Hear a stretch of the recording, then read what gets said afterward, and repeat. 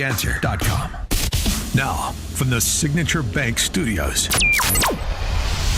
this is Chicago's Morning Answer with Dan Proft on AM 560. The Answer.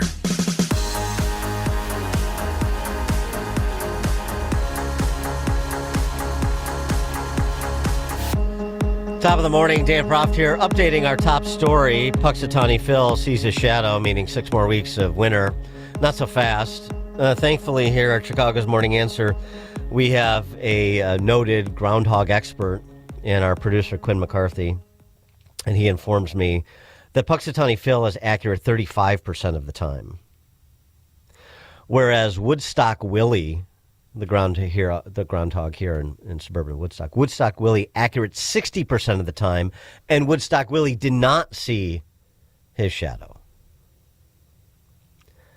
And the most accurate of the groundhogs who are in the business of meteorology, Staten Island Chuck, he's correct 85% of the time, and Staten Island Chuck has yet to weigh in. Did not see a shadow. Oh, we have updating our update. Staten Island Chuck did not see his shadow. Okay? So don't get wooed by these celebrities surrounding Punxsutawney Phil, because Woodstock Willie, almost twice as accurate. Staten Island Chuck, almost 3 times as accurate as Punxsutawney Phil. Neither Woodstock Willie nor Staten Island Chuck saw their shadows. Punxsutawney Phil did. Who are you going to believe? Okay. All right. We'll continue to update this story as more information from groundhogs becomes available. Last week, of course, Secretary of State Marco Rubio testified before the Senate Foreign Relations Committee about Venezuela in particular. And one of the things that he declared, it's going to take time. I am saying that in 3.5, almost 4 weeks, we are much further along on this project than we thought we would be, given the complexities of it going into it. And I recognize that it won't be easy. I mean, look, at the end of the day, we are dealing with people over there that have spent most of their lives living in a gangster paradise. So it's not going to be like from one day to the next, we're going to have this thing. Yeah. Did I play that Rubio clip just so I could play the late, great Coolio? You're damn right I did. President Trump, on his way back to base camp over the weekend on Air Force One, had this to say about Venezuela, the prospect of Maria Corina Machado ultimately taking the helm there, vis-a-vis what the situation is with the remnants of the Maduro regime. Do you think China's going to get their money back from all the money they lent to Venezuela for I don't oil? know. I don't know anything about that, but I'll tell you what, China is welcome to come in and would make a great deal in oil. You know, we welcome China. We've already made a deal. India's coming in, and they're going to be buying Venezuelan oil as opposed to buying it from Iran. So we've already made that deal, the concept of the deal.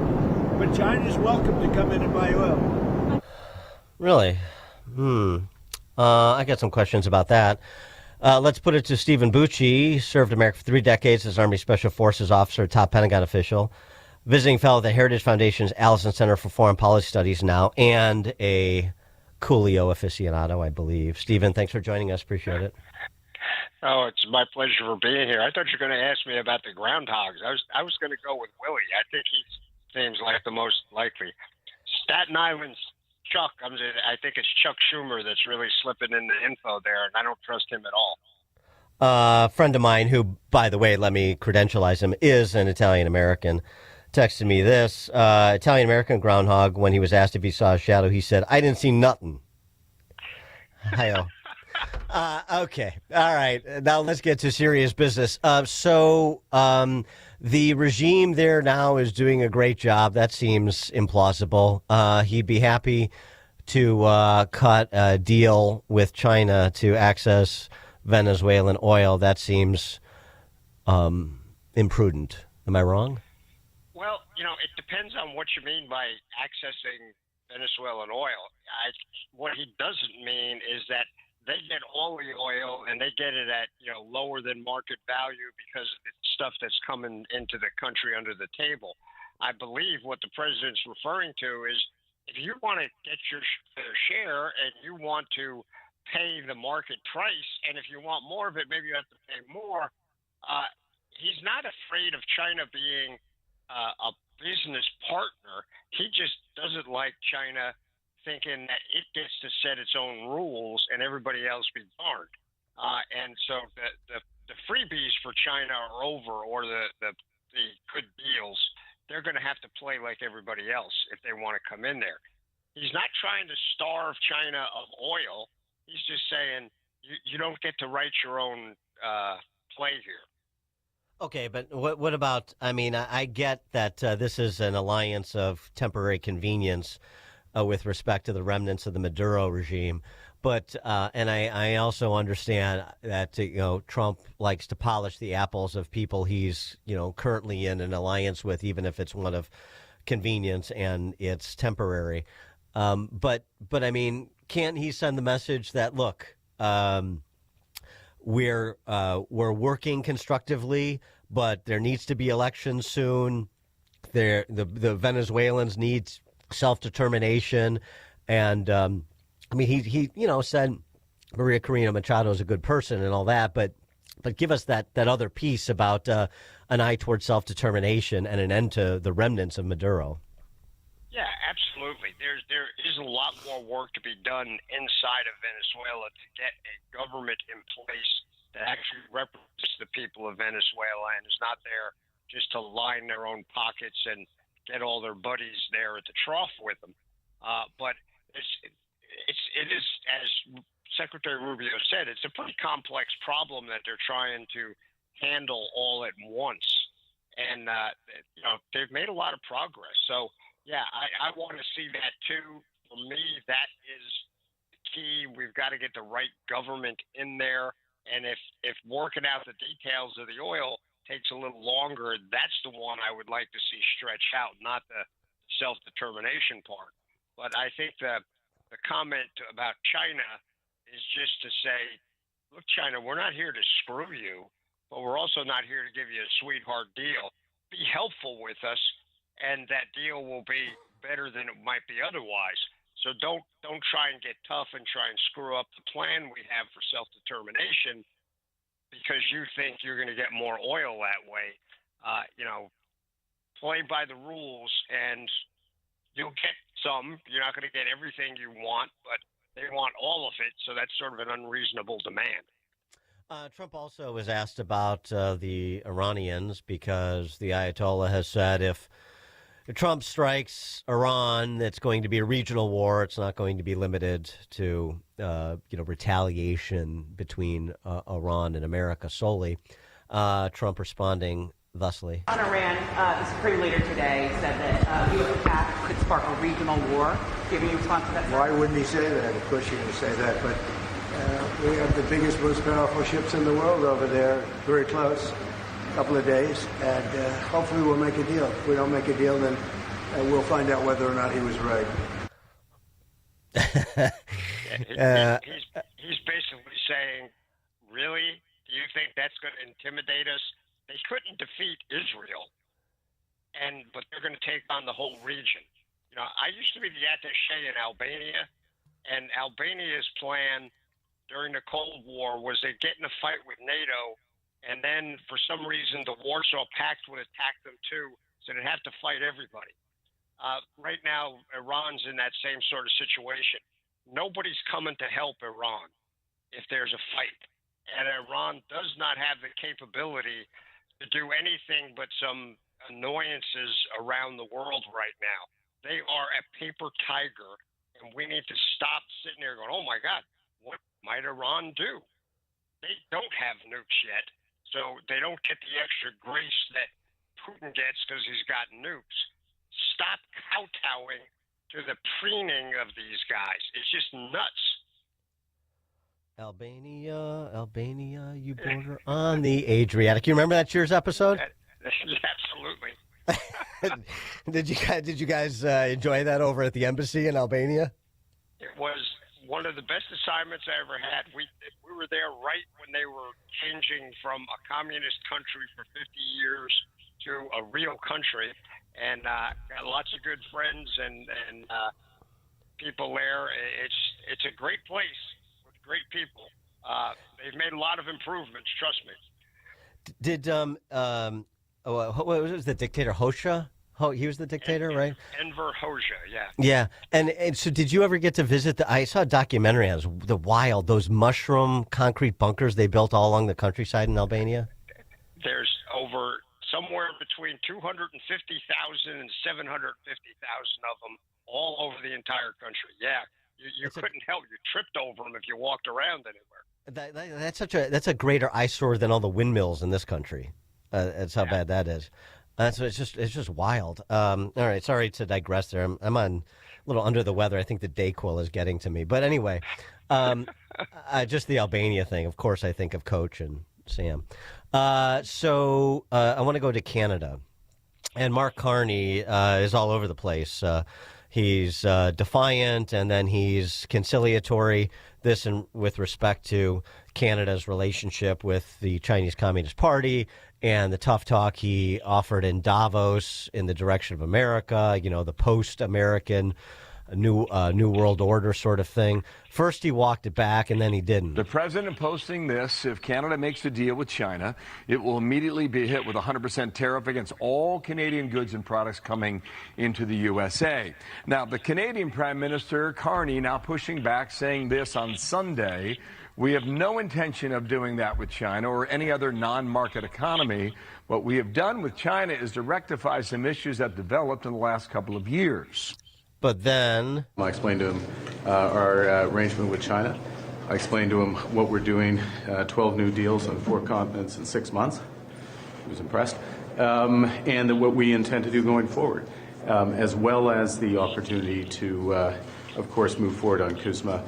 You will note that Minister LeBlanc had discussions with one of his counterparts in the last 36 hours about some of the modalities and things on the way forward. But to be absolutely clear, and I said this to the president, I meant what I said in Davos. I didn't really mean that, but I did mean what I said. Yeah, look, this guy is, sadly for us, because he's our next door neighbor, is a lightweight. He is not some sort of international wheeler and dealer. He doesn't have the wherewithal to do that. He clearly doesn't have the personality, and I'm afraid maybe not the intellect to do it. But President Trump wants them to understand: don't make a deal with China that puts America at risk. We have too many interconnected systems with Canada to allow the Chinese to come in, full bore to do this stuff in Canada, because frankly, that affects us.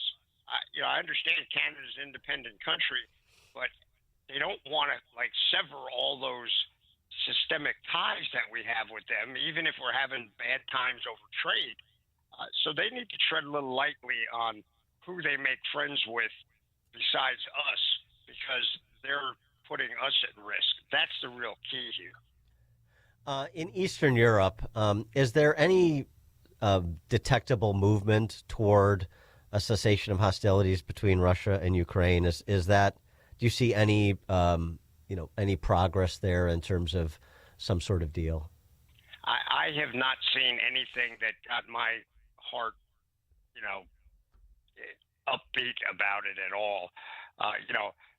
President Trump, I recognize asking him to back off, asking Putin to back off because of the cold weather was a nice gesture, but come on, Mr. President, did you really think Putin was going to give a rip about the fact that the people are cold?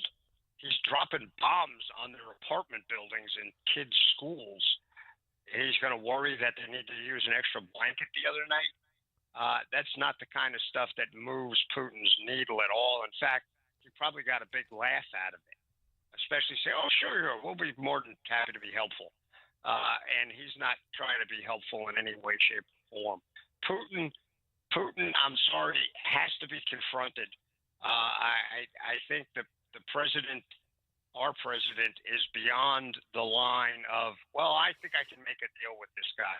I don't think he can. I don't think anybody can make a deal with Putin, because he's just completely unwilling to do anything vaguely correctly.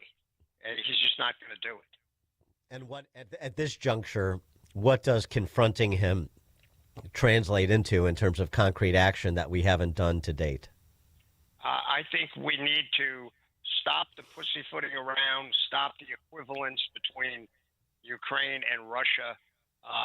Most of us were pretty sure Putin was the problem here, not Zelensky. You may not like Zelensky, but okay, he's not in the same category as Putin. He didn't start it.